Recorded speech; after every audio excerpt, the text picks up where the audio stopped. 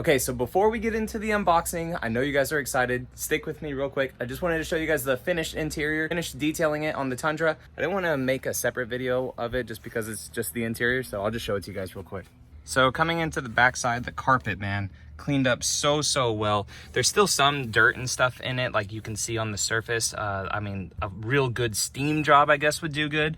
But man, the amount of dirt and soot that actually came out of this. The doors are nice and good. I mean, this is just a scuff mark, you know, but for the most part, all the stuff on the inside came out. The seats cleaned up very nicely. Really, the only stuff you see is just, you know, the more worn spots, but if I spent more time on these seats, I'm sure it would come back. A lot of these streaks and stuff that were on the leather have actually faded ever so slightly, just with some conditioning and some hydration in the seat itself. Biggest thing here was the rust spots that we had on the carpet. You guys can see that it's still somewhat, you guys can see that it's still somewhat there, but the seat itself that had some rust on it is gone. I repainted it and everything to make it look nice and good. And man, even the passenger seat cleaned up really well.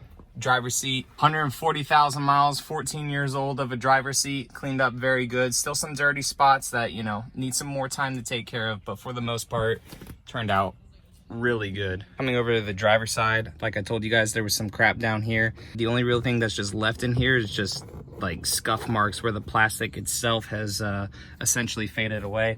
And then going to the driver's side seat, where there was some rust spots, as you could see down here. No rust, little bit on the carpet still. My wife said it smells like really good in this truck and stuff now too, so it doesn't smell, you know, like a used older truck. This stuff though on the steering wheel still did not come out, unfortunately. Now that you guys are caught up with the interior, let's go ahead and get onto the unboxing of these Alpharex headlights.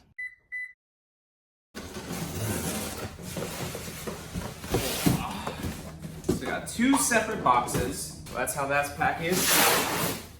And then we have each individual headlight. Show you guys how well they've packaged it. Oh my God, these look good. Wow. So you can see some nice styrofoam for each side of the box. And that light,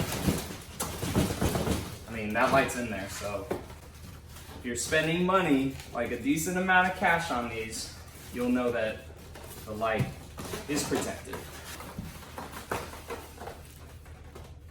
Dang. That's some ASMR for you people.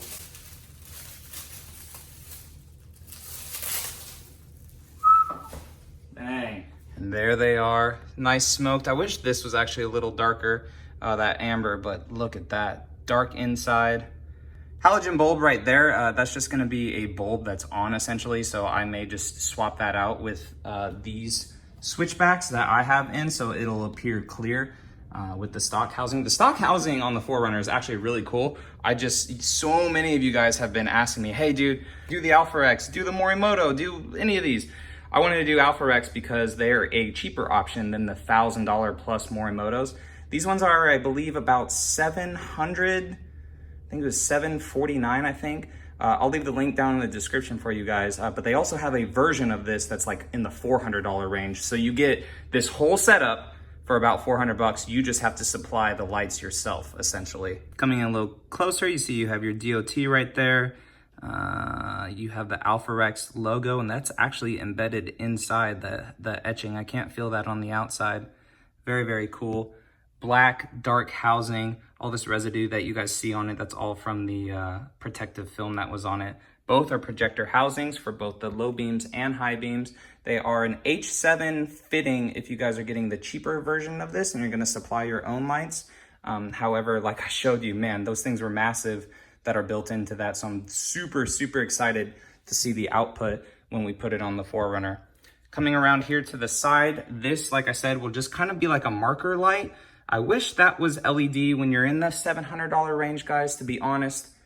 You kind of expect it to be LED. You have this nice big LED strip here. You have LED lights. I don't know all the R&D and stuff that goes into these things, but it would have been nice to have an LED bulb right up in here instead of a halogens. And then, you know, you have actual LEDs right here in these side markers. And then laying it down on its front, you could see right here that it does say H7, H7, and then 744 bulb size. So those ones will fit that are in the 4Runner.